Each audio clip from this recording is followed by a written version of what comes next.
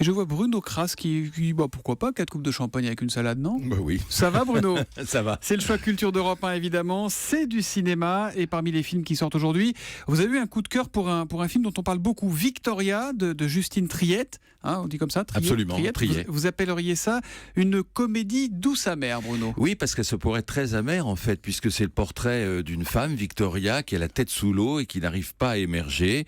Elle est avocate, mais elle a des affaires pourries, notamment un camarade qui est accusé de meurtre, mais qui est totalement irresponsable. Et dans le procès, il y a un chien qui va témoigner, donc vous voyez, c'est assez burlesque. Son ex-mari a fait un blog... serment, j'espère. Oui, oui. Son ex-mari a écrit un blog qui a beaucoup de succès, mais dans lequel il dévoile toute l'intimité de Victoria. Elle élève ses enfants toute seule, son appartement est en foutoir. Enfin bref, c'est le bordel dans sa vie. Et sur le plan sentimental, elle n'y arrive pas non plus. Elle essaie de faire des rencontres par Internet, mais ça marche jamais.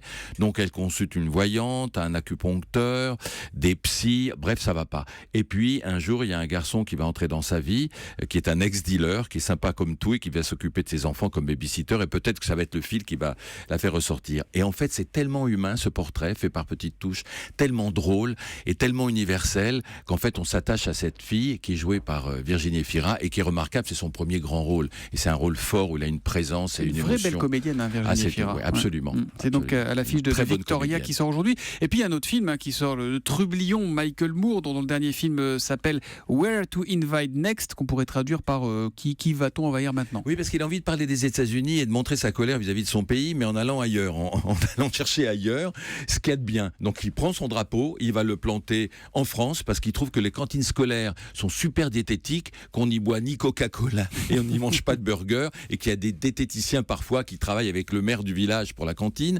Il s'aperçoit qu'en Norvège, il y a des prisons modernes avec pas du tout de récidive où les détenus sont dans des petites maisonnettes. Ils trouvent un meurtrier.